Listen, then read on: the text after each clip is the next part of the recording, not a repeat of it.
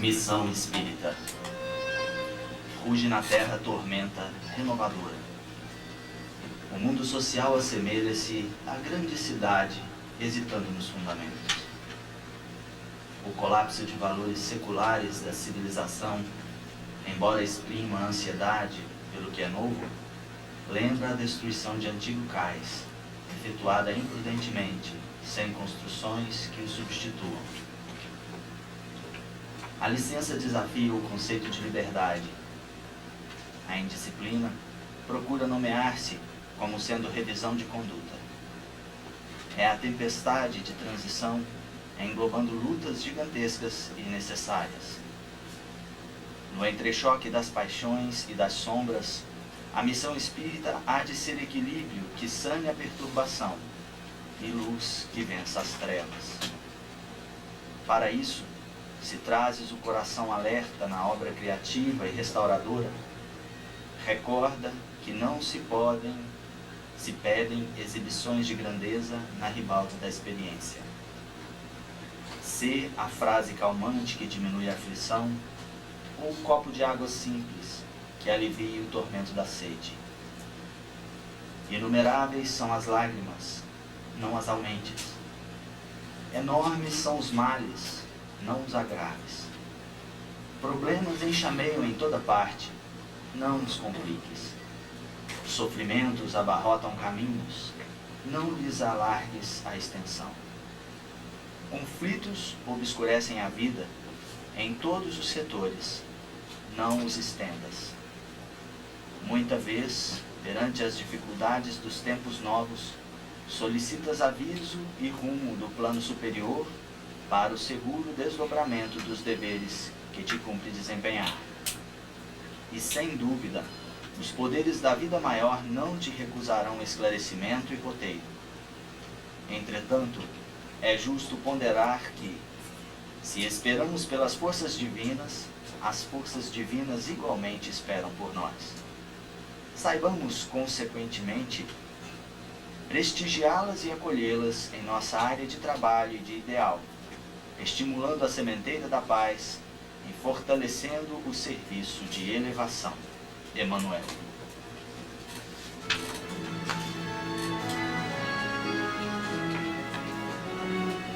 Bom dia, amigos ouvintes da Rádio Minas. Estamos iniciando mais um programa Projeto Futuro. O programa Projeto Futuro é um programa espírita produzido pelo CEP, Centro de Estudos e Pesquisas Espíritas, realizado pelo CEM, Conselho Espírita Municipal de Divinópolis, e mantendo parceria com o GEC, Grupo de Educação, Ética e Cidadania. Projeto Futuro é informação, é cultura, cidadania, notícias, consolação e reconforto, relembrando os ensinamentos de Jesus Cristo através do Evangelho Redivivo, abordando assuntos de interesse geral, temas filosóficos, científicos e palpitantes. E contamos com a sua participação a partir deste momento pelos telefones 3222-0001 e 3222-0002, contando com a sua participação para dar sugestões, para fazer perguntas a respeito do tema desta nossa manhã de sábado e também para participar no final do programa ao sorteio de um livro. Hoje o livro A Bíblia, a Moda da Casa, que é de autoria do nosso entrevistado de hoje, Paulo Neto Sobrinho. Eu gostaria de dar início ao nosso programa apresentando a nossa equipe que vai entrevistar o Paulo Neto e deixando vocês aos cuidados do Arnoldo e da Keter. Bom dia, Arnoldo. Bom dia, Eduardo. Bom dia, amigos e ouvintes do Projeto Futuro. Bom dia, amigos ouvintes do programa Projeto Futuro. É com muita alegria que nós estamos aqui hoje. E hoje nós estamos aqui com a presença e visita de Paulo Neto, que será o nosso entrevistado do dia, sobre o tema A Bíblia na Visão Espírita. Bom dia, Paulo. Bom dia, cara. Bom dia, ouvintes do Projeto Futuro. Então vamos começar com as nossas perguntas. Paulo, o que é a Bíblia? A Bíblia, a gente tem como se fosse um livro, mas na verdade não é um livro, é um conjunto de livros que vem, inclusive essa palavra vem do grego, biblos, quer dizer livros, né? E o conteúdo da Bíblia está relacionado com a crença religiosa dos judeus principalmente no Antigo Testamento, e depois está relacionada à crença dos cristãos que compõem a parte dela que se refere ao Novo Testamento. Sim. E a Bíblia é um livro sagrado, como pretende muitas crenças? Obviamente, em um certo sentido, é um livro sagrado, porquanto é um livro religioso seguido por muitos, que por isso deve ser, inclusive, respeitado. Entretanto, no sentido de ser a palavra de Deus, a nosso ver, a coisa muda de figura. Porquanto, para ser, não poderia haver nenhuma contradição em qualquer uma de suas passagens, como vemos que tem. Aliás, segundo os mais entendidos, a expressão a palavra de Deus passou a ser usada para que a classe religiosa se impusesse sobre as demais. É isso aí. E você participa conosco através dos telefones 3222-0001 e 3222-0002, fazendo perguntas, dando suas sugestões, e no final do programa concorre ao sorteio de um livro espírita. E como Eduardo já disse, o nome do livro, A Bíblia, a Moda da Casa, de autoria de Paulo Neto, que está aqui com a gente hoje. E mais uma pergunta: como está dividida a Bíblia? Fale um pouco sobre cada livro. Bom, a Bíblia está dividida em mais ou menos 5 grupos, né, de livros. Nós teríamos o Pentateuco, nós teremos os livros históricos, os livros poéticos e sapienciais, os livros proféticos e os livros que compõem o Novo Testamento. No Pentateuco, nós encontramos, nós vamos dar subdivisão desses grupos, né? Nós temos o livro A Gênese, Êxodo, Levítico, Números e Deuteronômio. Esses livros, eles tratam, por exemplo, no caso da Gênese, né? Ele trata da origem do mundo e da humanidade, ou pelo menos como se via essa questão, né? E indo até no período que o povo hebreu se tornou escravo no Egito. Na sequência, aí nós temos o livro Êxodo. E esse livro é justamente que conta a história do povo como cativo até a sua libertação por Moisés. Temos também no grupo Pentateuco o livro Levítico, que ele está mais relacionado, ele é um livro mais de caráter religioso, que trata das obrigações religiosas do povo hebreu. Nós temos também o livro Números, ele tem esse nome porquanto ele é um livro mais ligado às questões de recenseamento do povo, quando ele estava no deserto, e tem apenas um caráter histórico mesmo. E finalmente nós temos o Deuteronômio, que seria a segunda lei. No Deuteronômio nós temos que ressaltar que nele que encontramos os 10 mandamentos, né? Que seria as leis religiosas, e algumas partes dele também nós encontramos leis sociais. Os livros históricos nós encontramos o livro de Josué, os livros de Juízes, Ruth, 1º e 2º Samuel, 1º e 2º de Reis, 1º e 2º de Crônicas, o livro de Esdras, Neemias, Tobias, Judite, Esther, 1º e 2º Macabeus. Esses livros contam os acontecimentos com o povo hebreu para se formar uma nação. Nos livros poéticos e sapienciais, nós temos o livro de Jó, nós temos os Salmos, né? Aliás, esse livro dos Salmos é um dos mais conhecidos, né? Que não tem quem que não conhece um Salmo, né? Os livros de Provérbios, Eclesiastes, Cânticos, Sabedoria e Eclesiástico. Os livros proféticos nós encontramos aí falando da vida e dos feitos dos profetas. E dos profetas que a gente pode citar seria o livro de Isaías, Jeremias, Lamentações, Baruque, Ezequiel, Daniel, Amós, Oséias, Miqueias, Sofonias, Naum, Abumaque, Ageu, Zacarias, Malaquias, Abidias, Joel e Jonas. E sobra então agora, dentro dessa divisão que nós estamos fazendo de 5, o Novo Testamento. O Novo Testamento é composto dos evangelhos, né, que são os 4 evangelhos. Nós temos logo depois o livro Atos dos Apóstolos, E nós temos um grupo de epístolas, ou que seja, cartas de Paulo. Nós temos a de Tiago, também nós temos de João, de Judas e de Hebreus. E finalmente o livro de Apocalipse, que é o livro de Revelação, é um dos livros mais simbólicos da Bíblia e muito difícil de ser entendido, né? A questão do Apocalipse. É isso aí. Agora eu vou chamar o Arnoldo para entrar para a gente com as notícias. Arnoldo.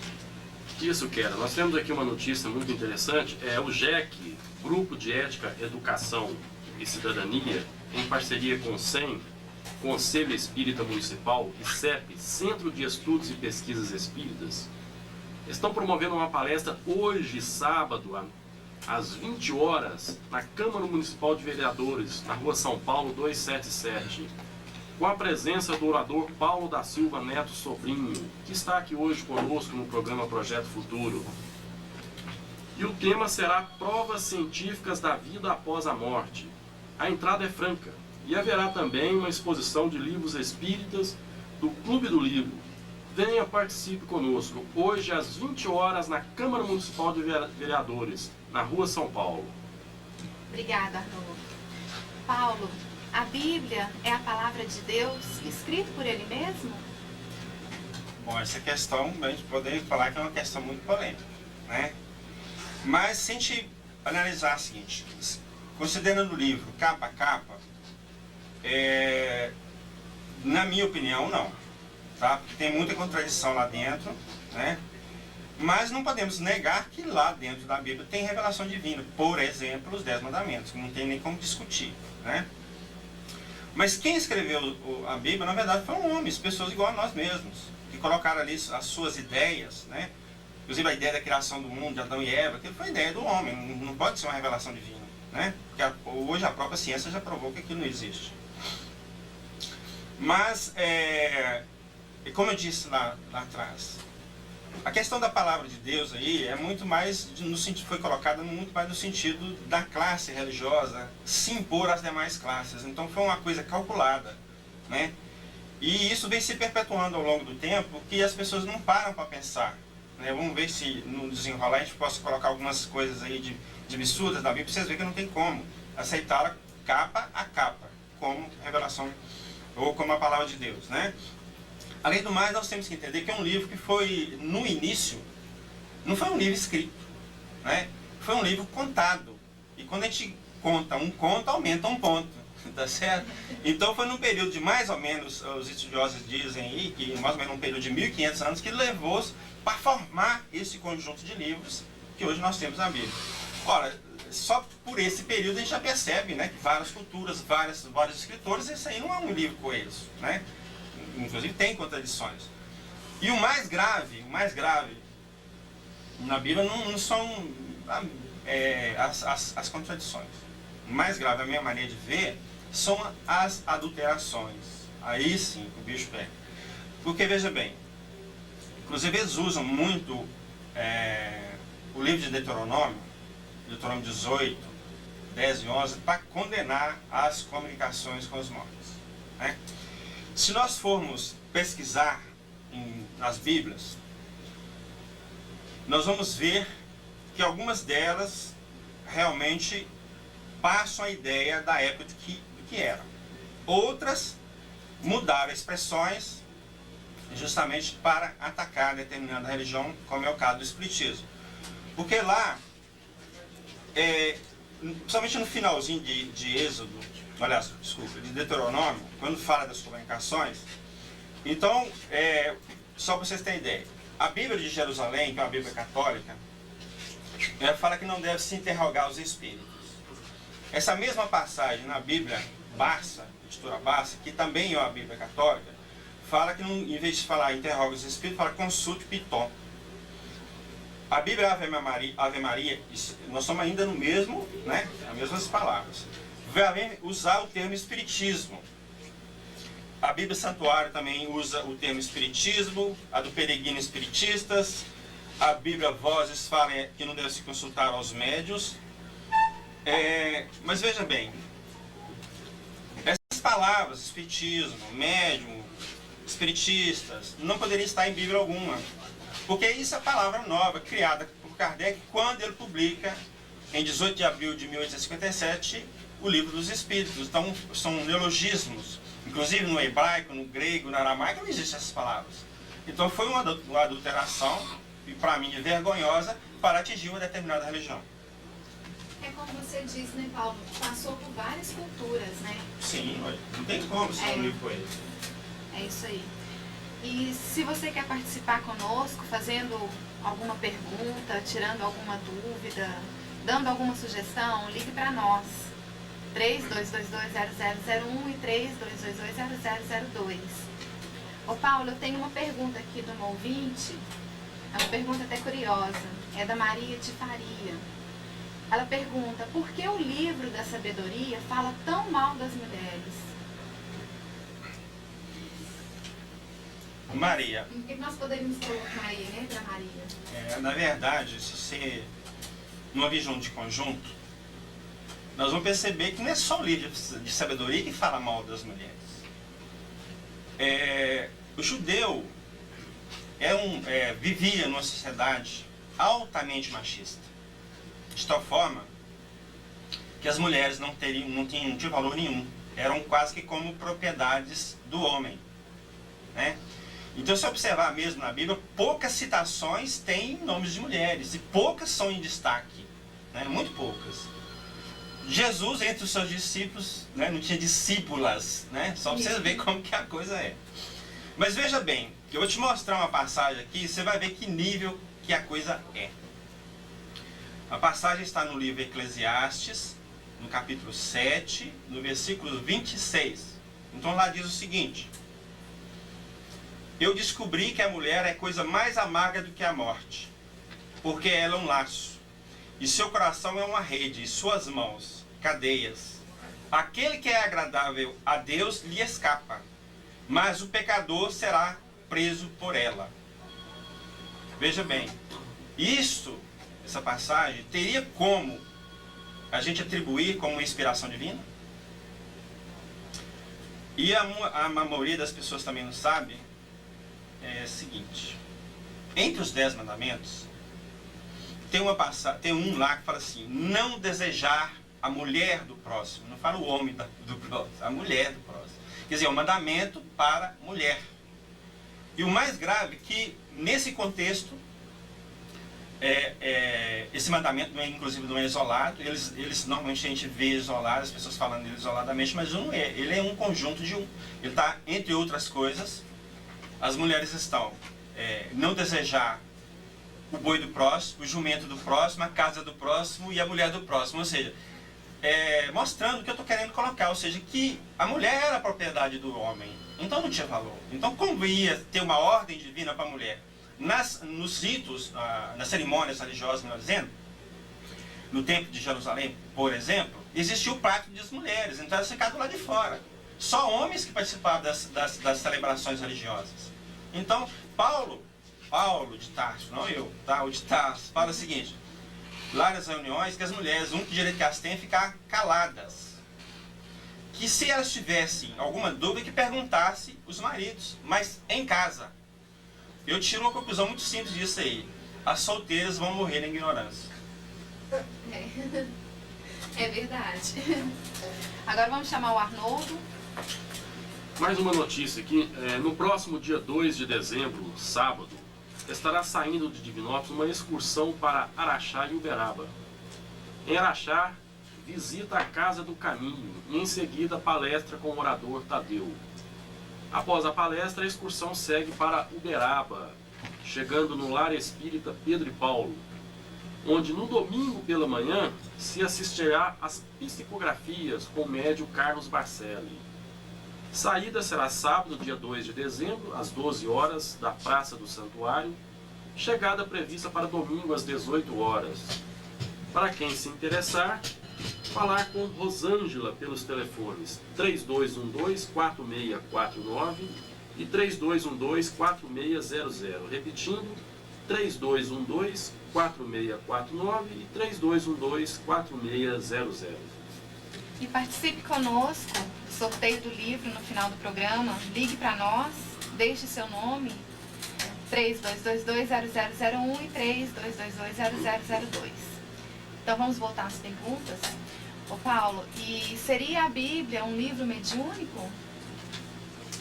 Na minha maneira de ver, não.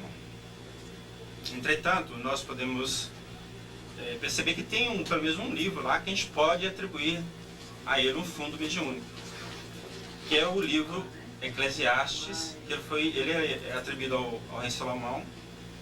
E lá no início desse livro diz o seguinte, que eu fui rei em Israel.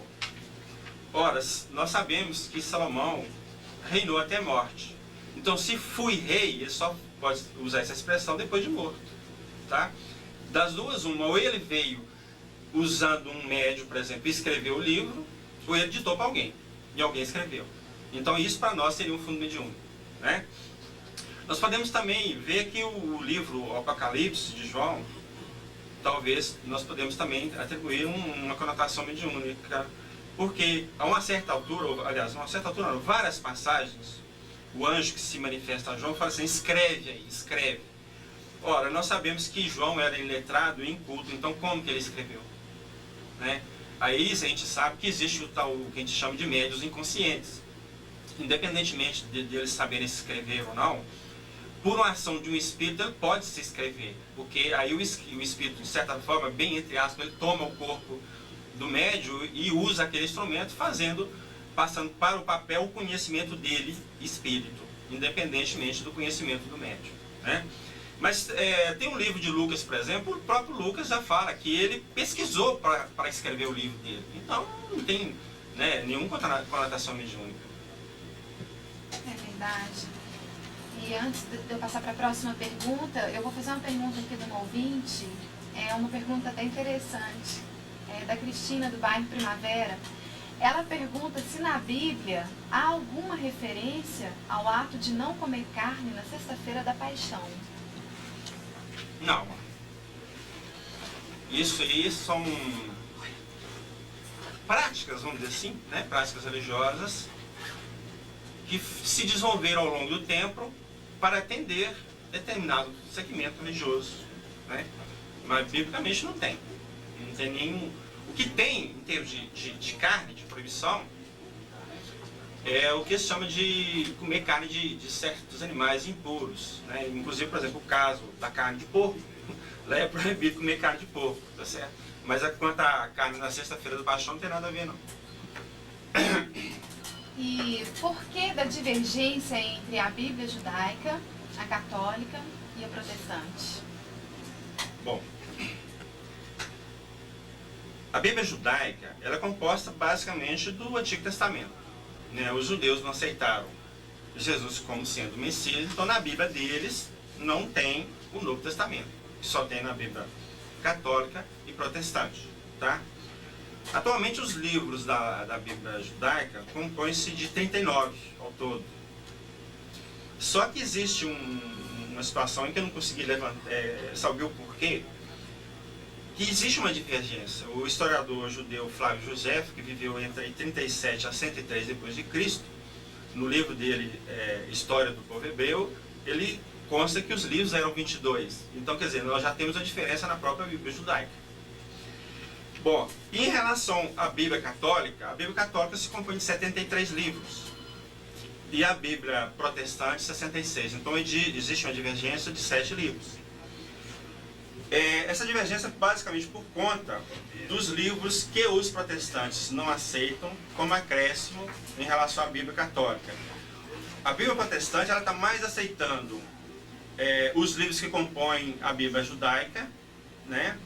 E os católicos acrescentaram mais 7, que seria o livro de Tobias, o livro de Judite, o livro de Sabedoria, Eclesiástico, 1º e 2º de Macabeus e Baruque. Então a divergência fica por conta disso. Agora, tem uma frase de um pensador católico que eu acho super interessante, que ele diz o seguinte: a verdade não pode existir em coisas que se divergem. Então tá aí para descobrir qual que é a Bíblia verdadeira. É isso aí. O Arnoldo vai entrar para nós agora com mais uma notícia. É isso aí, Keter. A equipe do programa Projeto Futuro está lançando o Clube dos Ouvintes. com o objetivo de angariar recursos financeiros para a manutenção deste mesmo programa. Cada sócio receberá mensalmente 4 CDs gravados com programas exibidos anteriormente e custará somente R$ 20 mensais. Se você desejar ser um cooperador deste programa, faça contato com o Jack pelo telefone 3222-7644. Em caso de dúvidas, ligue para cá, ligue para esse programa através dos telefones 3222-0001 e 3222-0002. Nós temos uma equipe para orientá-lo como proceder. E nós vamos para um breve intervalo comercial e voltamos no segundo bloco com o Arnoldo, que vai entrevistar o Paulo.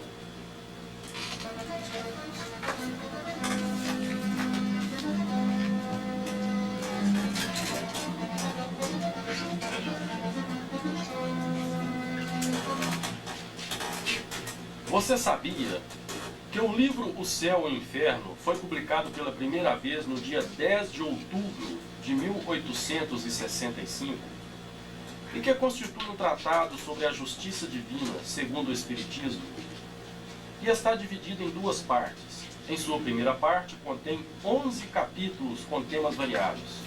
Na segunda parte temos o depoimento de vários espíritos desencarnados em diversos estados de consciência em que se encontram. O principal objetivo da obra é demonstrar claramente que não existe o castigo das penas eternas, das dores e sofrimentos, como pretendem algumas religiões do passado, que às custas de tirar proveito dessas situações, elaboram os dogmas do céu e do inferno. Nós vamos continuar o programa Projeto Futuro, tratando do tema A Bíblia na Visão Espírita. Hoje, com o nosso convidado de Guaiães, Paulo Neto, que estará hoje à noite na Câmara Municipal de Vereadores, na Rua São Paulo, falando do tema... Nós vamos falar agorinha mesmo. Paulo, o que é a tradução Septuagiana? Septuaginta, que é o nome da tradução para o idioma grego da Torá, né? Foi feita no século III a.C., encomendada por Ptolomeu II, que viveu de 287 a 247 a.C., que era rei do Egito, para compor a Biblioteca de Alexandria. Então essa tradução foi conhecida como a tradução dos 70, ou Septuaginta, palavra latina que significa 70. E normalmente a gente pode referenciar ela escrevendo 70 em algarismo romano também, que o pessoal sabe o que é. Dizem que ela foi escrita por 72 rabinos e eles gastaram 72 dias para fazer essa tradução. E ela, hoje ainda, inclusive, é usada para várias traduções da Bíblia. Certo. Ô Paulo, e o que é a Grande Vulgata? A Grande Vulgata é uma tradução do latim, aliás, para o latim da Bíblia, criada por São Jerônimo no século IV, a pedido do Papa Damaso I. Né? Ela é usada pela Igreja Católica e, inclusive, ela é muito respeitada ainda. E lembrando que o Paulo estará hoje na Câmara Municipal de Vereadores, a Rua São Paulo, tratando do tema Provas Científicas da Vida Após a Morte. Hoje, a partir das 20 horas, na Câmara Municipal de Vereadores, na Rua São Paulo. E aqui a próxima pergunta para o Paulo ô Paulo, em que língua foi escrita a Bíblia? O Antigo Testamento ele foi escrito em hebraico, excetuando os livros de Daniel de Esdras, que foram escritos em aramaico. E o Novo Testamento foi escrito em grego. Bom, Beatriz, você tem aí mais alguma notícia para nós aí? Temos. Que vem aí o primeiro encontro cultural espírita. O SEI Conselho Espírita Municipal de Divinópolis estará promovendo no dia 10 de dezembro, a partir das 16 horas, o primeiro encontro cultural espírita, na Praça do Santuário.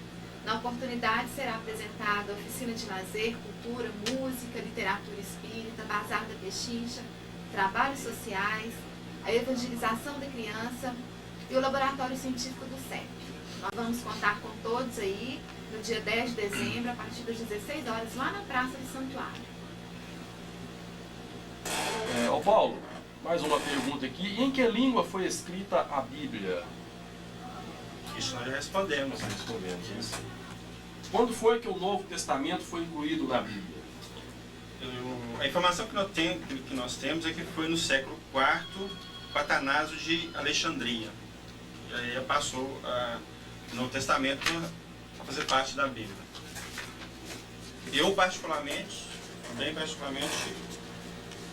acho que eu não deveria ter juntado. Mas é opinião própria, porque eu sei que realmente é polêmica. Porque existe uma diferença muito grande na mensagem de Jesus e na mensagem do Antigo Testamento, né? A gente vê que o Deus lá do Antigo Testamento é um Deus irado, que mata, que vinga. E aquele Deus de Jesus é aquele Deus Pai, né? Então existe uma diferença muito grande. Eu acho que o erro dos cristãos, desculpar, foi unir esses dois livros, o Antigo e o Novo Testamento. Certo. Bom, Paulo, nós temos uma pergunta aqui da Maria Célia. Pergunta até muito interessante. Ela pergunta: por que os espíritas, segundo a Bíblia, não entrarão no reino dos céus? Como é que ela chama? Maria Célia. Maria Célia, quem te passou essa informação está completamente equivocado. Como nós dissemos aqui um pouco antes, a palavra espírita, espiritismo, médium não existe, ou não poderia estar em Bíblia alguma, a não ser por adulteração. Quando foi escrita a Bíblia, não existia nem espíritas. Então Deus não pode proibir os espíritos de entrar no reino dos céus se eles não existiam ainda. Ou seja, os espíritos são coisas novas, né? E de mais a mais, Deus diz o seguinte: eu não quero que ninguém se perca. Nós estamos no meio. Tem uma outra pergunta aqui da Marlene Santana. Ela pergunta: se no começo de tudo Deus fez a luz, fez tudo de onde veio Deus? Marlene, essa é uma grande incógnita. Talvez a gente, pelo atual estágio evolutivo da humanidade, nós como seres humanos, não temos nem capacidade de entender Deus. Mas o fato de não entendê-lo, nós podemos senti-lo através da natureza, por exemplo, através das leis que regem o cosmos. Então, como todo efeito inteligente tem uma causa inteligente, então a gente sabe que existe uma causa inteligente que criou isso tudo. É o máximo que nós podemos chegar. Agora, de onde que surgiu, como surgiu, falta-nos capacidade de compreender, pelo menos ainda, dentro do atual estágio evolutivo que nós encontramos. Acredito eu que, com o nosso progresso, através da reencarnação, nós vamos um dia conseguir entender essas coisas sem grandes problemas. Mas, por enquanto, a coisa é muito acima da nossa capacidade de entendimento. Ok. E como está dividido o Novo Testamento?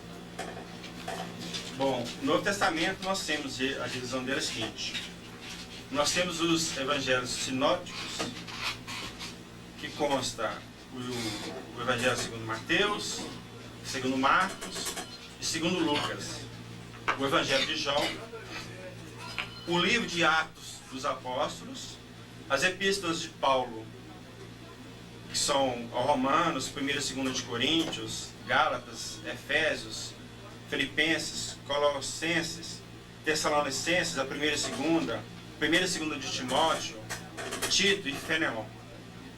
Nós temos a epístola de Hebreus, inclusive essa epístola de Hebreus antigamente acreditava-se que era de Paulo, hoje os entendidos já não atribuem mais a Paulo, mas talvez alguém lá que comungava do pensamento de Paulo. Nós temos aqui que se chama as epístolas católicas, que seria o católico e a eclesial universal, que são dirigidas aos cristãos em geral, que é a de Tiago, 1ª e 2ª de Pedro, 1ª e 2ª de João e a de Judas, irmão de Tiago. E finalmente o livro Apocalipse, que é a Revelação, escrito por João. Ok. E nós temos aqui mais uma pergunta de um ouvinte, da Maria de Faria. Ela pergunta: por que Jesus não escreveu nada? O que a gente observa é que todas as pessoas que são líderes, por exemplo, no caso de Buda, por exemplo, Buda também não escreveu nada. Parece-me que esses líderes, esses avatares, eles não têm muita preocupação de escrever. Eles têm mais preocupação em passar os ensinamentos. Os discípulos deles é que se perdem tempo para escrever, para colocar aquilo no papel. Porque se ele fosse, além de falar, ter que escrever, ele ia perder tempo dentro da missão dele. Parece que isso já é uma característica de todos, né? Todos esses avatares, e como se fosse uma norma entre eles agora, porque realmente a gente fica aí na dúvida também. Ok. E lembrando mais uma vez que o Paulo estará hoje à noite na Câmara Municipal de Vereadores tratando do tema Provas Científicas da Vida Após a Morte, hoje a partir de 20 horas. E estará também autografando o seu livro, A Bíblia, a Moda da Casa. Nós temos aqui mais uma pergunta de um ouvinte, uma pergunta muito interessante que está atuante hoje. O que o Código da Vinci tem a ver em relação à Bíblia? Inclusive foi até tema de filme. Esse tal do livro do Código da Vinci, ele está dando panos para manga, né? Eu, assim, a gente percebe, especialmente pelos críticos que falam a respeito desse livro, que na verdade é uma ficção mesmo, embora tenha alguns pontos, né, que são verdadeiros. Então ele mistura a verdade com a ficção, então ele perde todo o valor como um livro científico, por exemplo. Então a gente não pode basear no Código da Vinci para nada, né? Agora, é uma trama muito bonita, muito bem elaborada, tá certo? Normalmente quem lê o livro gosta. Agora, uma colocação, porque ele fala lá a questão de Jesus casou com Madalena ou não, e eu fico pensando, né, por que não? Né? Por que os mestres no judaísmo eram pessoas, teriam que ser pessoas casadas, né? E naquela época o casamento era coisa normal. Então por que Jesus não poderia ter casado? Eu não estou afirmando que casou. Eu estou só jogando a pulga atrás da orelha para vocês, tá certo? É um questionamento, mas por que não? Né? Será que não está aí embutida aquela ideia de que a pessoa que casa tem que fazer sexo e o sexo é pecado? Pô, mas que pecado que é, se foi Deus que criou? Não é assim que nós crescemos, que reproduzimos? Então, não vejo sentido. Para mim não vejo sentido. Então acho assim, não estou afirmando que ele casou, né? Mas eu acho que tem grandes possibilidades, sim, por que não? A Sônia do Tietê pergunta: quem são os falsos profetas? Sônia, falsos profetas são todas as pessoas que desvirtuaram os ensinamentos de Jesus. Isso você vai encontrar em todos os lugares, em todas as igrejas, em todas as correntes religiosas. Se a gente observar bem o que acontece atualmente, a gente percebe que existe liderança religiosa muito mais preocupada em arrancar dízimos dos fiéis do que em pregar Jesus. Eles querem uma política de terror, usando os conceitos de inferno, o conceito de Satanás, que as pessoas contribuam, bem entre aspas, espontaneamente, para as causas deles, né? Será que Jesus aprovaria essa atitude deles? Então você encontra em todos os meios, inclusive no meio espírita também, né? Isso não é exclusivo, porque o grande problema é que as pessoas querem taxar de falsos profetas os contrários em sua religião. Então os outros são os falsos profetas, nós estamos certos. Mas quem é a verdade? Nem Jesus teve coragem de responder para Pilatos o que é a verdade, e nós vamos ficar aqui pregando o quê? A verdade fundamental, essa que é imutável, pelo menos é que a gente pode deslumbrar, é Deus, e não tem como mudar isso. Agora, a maneira da gente seguir, a maneira da gente buscar a divindade, cada um de nós. Desde que a gente faça por amor e a gente está acreditando naquilo que a gente faz, né? Porque nós temos que respeitar as pessoas, inclusive nas crenças religiosas. Nós temos as brigas entre as religiões. Jesus brigou com alguém? Jesus combateu alguma religião na época dele? Ele foi implacável, foi com a hipocrisia. Adiante, e se voltasse, ele encontrasse a mesma hipocrisia hoje nessas pessoas que ficam usando o dízimo para proveito próprio. Com certeza. Ok, Adele, como é que nós temos mais alguma notícia? Temos uma notícia aqui para os jovens. A Fraternidade Espírita Adolfo Bezerra de Menezes, da cidade de Taguara, juntamente ao CREM, Conselho Regional Espírita da 5ª Região, anuncia a 20ª EMEG, Encontro de Mocidade e Juventude Espírita, no período do Carnaval, do próximo ano, agora de 2007. E os jovens interessados deverão fazer seus contatos desde agora, através dos telefones 37-3384-1641 e falar com a Alessandra. Ou então pelo telefone 37-3384-1366 e falar com Claudiane. Obrigado, Peter. E lembrando que no próximo dia 2 de novembro, sábado, estará saindo de Divinópolis uma excursão para Araxá e Uberaba. Em Araxá, visita a Casa do Caminho e em seguida palestra com o orador Tadeu. Após a palestra, a excursão segue para Uberaba, chegando no Lar Espírita Pedro e Paulo, onde no domingo pela manhã se assistirá às psicografias com o médium Carlos Barcelli. A saída será sábado, dia 2 de dezembro, às 12 horas, da Praça do Santuário. Chegada prevista para domingo às 18 horas. E para quem se interessar, falar com Rosângela pelos telefones 3212-4649 e 3212-4600. Ô Paulo, nós temos aqui mais uma pergunta de um ouvinte, a Marli, lá do Danilo Passos.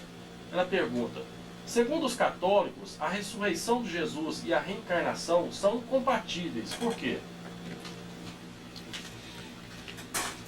Bom, existe essa questão de que na Bíblia não tem reencarnação.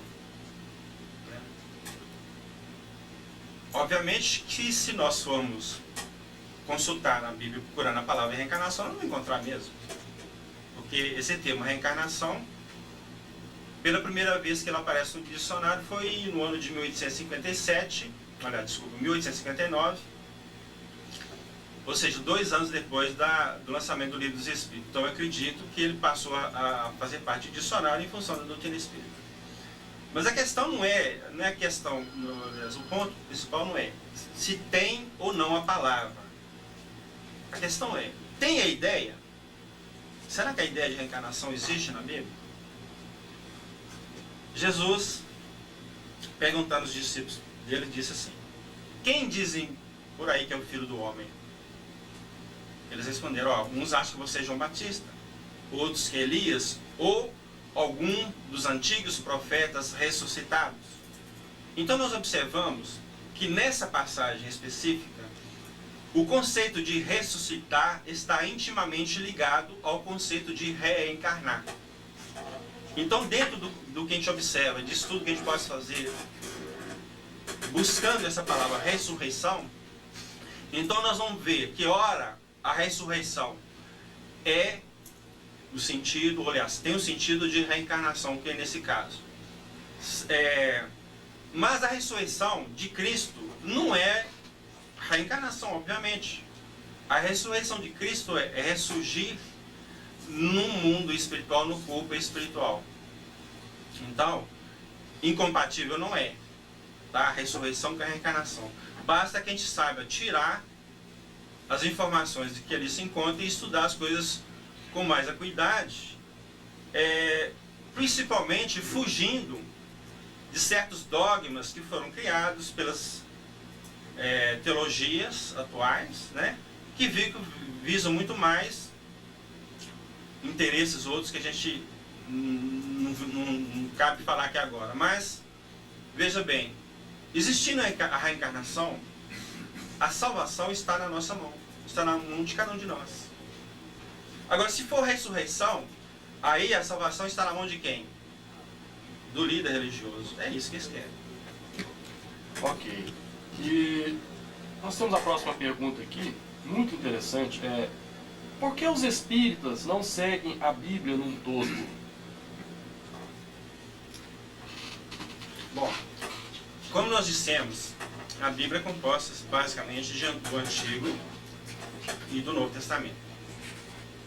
O Antigo Testamento, nós temos, inclusive a Bíblia protestante, todos os livros da Bíblia protestante, eles são relacionados à Bíblia judaica. Então nós, como espíritas, nos consideramos como cristãos, a nossa preocupação é seguir o Novo Testamento. Então, se aquilo que a gente acredita e aquilo que a gente toma como padrão de comportamento está no Novo Testamento, nós podemos afirmar que, de certa forma, nós seguimos a Bíblia. Mas, considerando a Bíblia como um todo, certamente não. Mas, se a gente buscar aprofundar um pouquinho mais nessa questão, nós vamos encontrar umas passagens muito interessantes lá. João, evangelista, diz o seguinte: porque a lei nos foi dada por meio de Moisés, mas a graça e a verdade nos vieram por meio de Jesus Cristo. Isso está em João, no capítulo 1, versículo 17. Olha, ele está afirmando que a graça e a verdade veio de Jesus. Então, se eu estou com a verdade, eu estou com Jesus, eu não estou com Moisés. Né? E Jesus diz o seguinte, que a lei e os profetas foram até João. Daí para frente o reino dos céus é anunciado. Isso está em Lucas 16:16. Ora, se a lei e os profetas vigoraram até João, o que é a lei e os profetas? É justamente o Antigo Testamento. Então só tem valor até João. Você vigorou até João. Daí para frente eu estou com Jesus e não abro. E vocês, o que vocês acham? Nós temos aqui mais uma pergunta de um ouvinte. É o Clemerson, lá do bairro Icaraí. Ele pergunta: por que os evangelhos apócrifos não foram incluídos na Bíblia? Esses evangelhos apócrifos foram considerados não inspirados, mas foram considerados por questões da Igreja Católica. São Jerônimo foi quem escolheu os livros que ia compor a Bíblia e escolheu o que quis. Não sei se julgou para cima e escolheu o que era conveniente para ele, mas eu fico pensando, será que o que está aí é o verdadeiro? Quantas coisas verdadeiras poderiam ter sido jogado fora? Porque o critério de escolher ficou na mão de um homem só. Por mais que ele fosse uma pessoa virtuosa, que tivesse boa intenção, não estamos aqui discutindo a má intenção dele, fatalmente ele ia classificar alguma coisa, poderia, melhor dizendo, classificar uma coisa verdadeira como falsa. E hoje, eu fico pensando em tantos livros que estão se descobrindo por aí o tal do Evangelho de Judas, Evangelho de Tomé, que estão trazendo novas luzes em cima, inclusive dos ensinamentos de Jesus. Eu acho que foi um critério, assim, muito temeroso, sabe? Colocar na mão de um só. Se fosse um grupo de pessoas, mas também que sim, um grupo não compromissado com uma corrente religiosa, mas um grupo compromissado com a verdade. Aí sim nós encontrar. Agora, qualquer grupamento que se faz com pessoas da mesma religião, aí a coisa vai ficar deturpada. Não sei se vocês têm conhecimento, eu não lembro qual é, que eu não consegui precisar a época, mas uns tempos atrás, um grupo de 75 eruditos,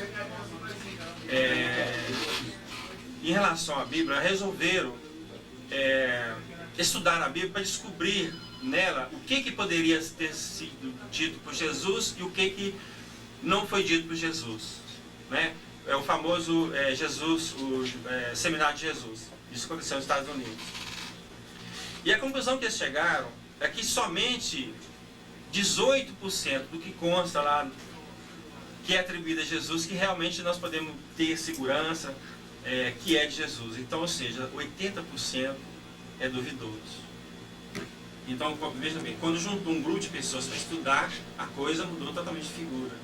Então, se a gente juntasse um grupo de pessoas para estudar a Bíblia como está, e os evangelhos que foram perdidos, se é que a gente vai conseguir recuperar, porque muitos foram rasgados, queimados mesmo, queima de arquivo, né? Então, eu acho que a gente ia ter outra visão dos ensinamentos, da revelação divina, com certeza. Ok, até. E tem mais alguma notícia para hoje?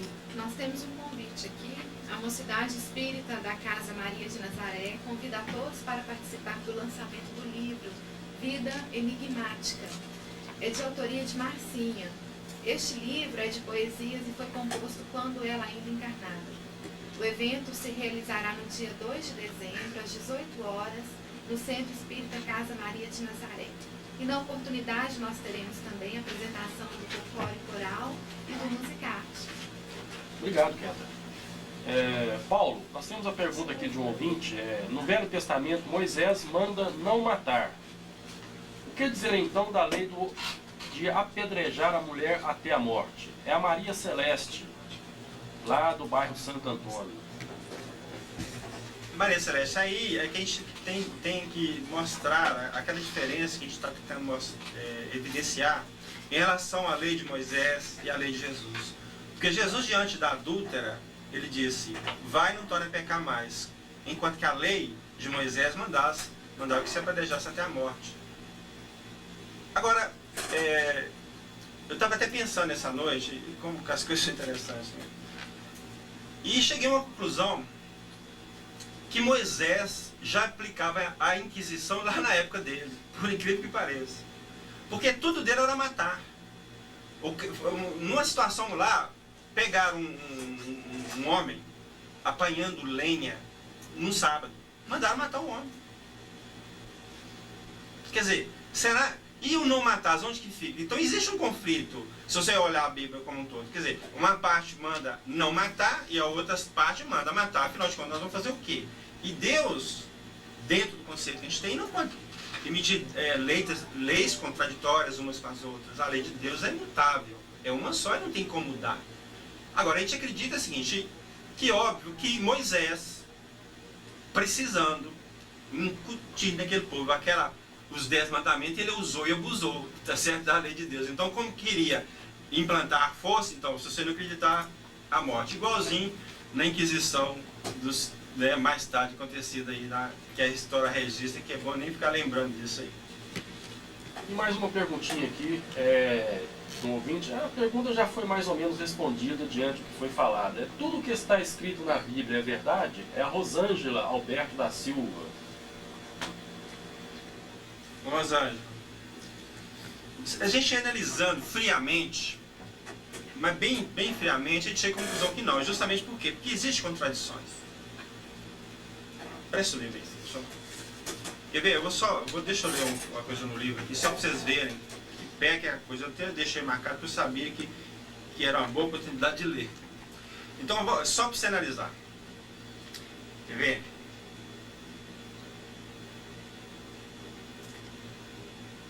Deuteronômio 25, 11, versículo 11 e 12. Quando brigarem 2 homens, um contra o outro, e a mulher de um chegar para livrar o marido da mão do que o fere, e ela estender a mão e pegar pelas suas vergonhas, cortar-lhe a mão, não a olharás com piedade. Veja bem, o que está falando aqui? Então, 2 homens brigando, a mulher vai separar a briga, pega pelas partes vergonhosas, ou seja, pelo sexo do marido. Manda cortar a mão da mulher. Veja bem, será que Deus, o Supremo Criador do Universo, estaria preocupado com uma situação dessa? Ou será que é tanta briga lá para que ele pudesse instituir isso como norma? Então você vê que tem coisas que realmente não dá. Certo. E mais uma perguntinha aqui. O que significa evangelho sinóptico? Sinópticos são os evangelhos que são vistos de uma forma só. Então, sinóptico quer dizer com um olhar só, né? Então, são o evangelho de Mateus, Marcos e Lucas. Se a gente observar, eles têm uma semelhança muito grande de relatos, eles relatam quase com a mesma coisa, então as divergências textuais é muito pequena. Então, como tem essa visão mais ou menos, se você puser um ao lado do outro, você vai ver que eles falam quase a mesma coisa, né? O de João que é completamente diferente. Ok, e nós estamos chegando a mais um final do programa Projeto Futuro, e eu gostaria de pedir a Kéter para os nossos agradecimentos. Boa noite, eu é que agradeço a oportunidade de estar aqui novamente. Desejo a todos os ouvintes um ótimo final de semana e que fiquem com Deus. Ô Paulo, por gentileza, as suas considerações finais. Então, primeiramente, eu gostaria de agradecer ao pessoal do Projeto Futuro, né, por essa oportunidade que está nos dando. E vamos pedir a Deus, o nosso Pai, que possa iluminar a todas as consciências para que possamos colocar efetivamente em prática o amor ao próximo como a nós mesmos, respeitando o direito de cada um e seguir a região que melhor lhe convier. Possamos, de uma vez por todas, acabar com as divergências, as guerras por conta de religião, né? Que Deus possa iluminar a todos nós. Ok, e o ganhador do livro é Paulo Augusto da Silva. Ele pode pegar o livro logo mais na palestra com o autógrafo de Paulo, ou então no GEC, Grupo de Ética, Educação e Cidadania. Bom, nós vamos encerrando mais um programa Projeto Futuro e agradecemos aos ouvintes e até o próximo sábado, se Deus quiser. Fiquem com Deus. Passou, Paulo.